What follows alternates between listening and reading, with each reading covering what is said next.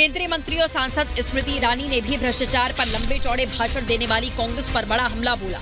उन्होंने कहा कि एक तरफ जहां प्रधानमंत्री नरेंद्र मोदी भारत को विकसित बनाने का संकल्प ले रहे हैं, तो दूसरी ओर कांग्रेस हर दिन नए घोटाले को परिभाषित करने का दुस्साहस कर रही है। भारत को विकसित बनाने का संकल्प ले रहे हैं। एक और नरेंद्र मोदी देश के हर नागरिक, हर परिवार को समृद्ध और सुरक्षित करना चाह रहे हैं।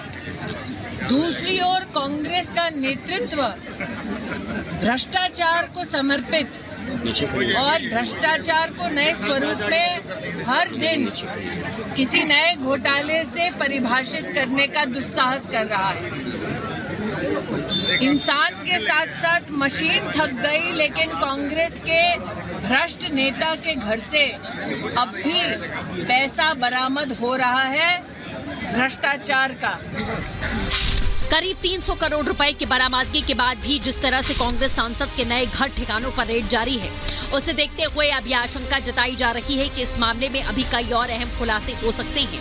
हालांकि आईटी की टीम ने धीरज साहू के घर से कैश के अलावा ज्वेलरी से भरे 3 ब्रीफकेस बरामद किए, जिसके बारे में फिलहाल ज्यादा जानकारी नहीं दी गई, लेकिन बताया जा रहा है कि आयकर विभाग आगे अभी कई और ऐसे खुलासे कर सकती है जो लोगों को चौंका सकता है। बीजेपी नेता निशिकांत दुबे ने भी यही आशंका जताते हुए कहा है कि अभी इंतजार कीजिए, ये मामला लोगों की सोच से ज्यादा बड़ा हो सकता है। भ्रष्टाचार की गंगोत्री है और ये आज से नहीं, 1951 कल ही आपने देखा कि 1951 में कांग्रेस के एक सांसद जो है भ्रष्टाचार के आरोप में निकल चुके हैं। तो उस वहाँ से जो इतिहास चल रहा है वो बदस्तूर जारी है। अभी तक मेरी जानकारी के हिसाब से 310 करोड़ के आसपास जो है गिनती हो चुकी है। 10 जो कमरे हैं अभी खोले जाने बाकी हैं, ये केवल 10 कमरे में इतना मिला है। अब मुझे लगता है कि उसी एक जगह पर 600-700 करोड़ रुपया मिले। वहीं भ्रष्टाचार के मुद्दे पर पूरे देश के निशाने पर आई कांग्रेस अब बिलबिलाती नजर आ रही है।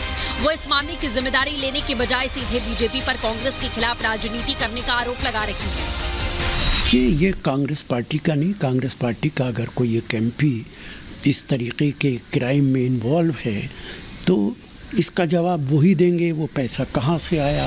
हैरानी देखिए, ब्लैक मनी पर बुरी तरह घिरी कांग्रेसी नेताओं को अपनी छवि की चिंता सता रही है, लेकिन वो इस बात को स्वीकार करने में डर रही है कि धीरज साहू एक पुराने कांग्रेसी हैं और वो गांधी परिवार के बेहद करीबी है। सवाल है कि क्या ये मुमकिन है जो नेता अपने हलफनामे में दावा करता है कि उसके पास कुछ करोड़ की संपत्ति है, उसके पास 300 करोड़ से ज्यादा सिर्फ कैश मिलता है। जी हाँ, 2018 में कांग्रेस के इस राज्यसभा सांसद धीरज साहू ने हलफनामे में बताया था 2018 में राज्यसभा के लिए नामांकन। हलफनामे में संपत्ति 34.83 करोड़ बताई, खुद पर 2.36 करोड़ का कर्ज घोषित किया।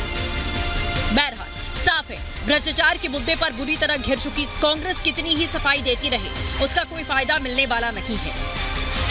पीएम मोदी पहले ही ऐलान कर चुके हैं कि जिसने भी भ्रष्टाचार किया उसे एक-एक पैसे का हिसाब देना होगा। इसीलिए बेहतर होगा कि वो सफाई देने के बजाय आगे आकर करप्ट नेताओं को आने वाले खतरे से आगाह कर दे। Bureau report, Republic Bharat.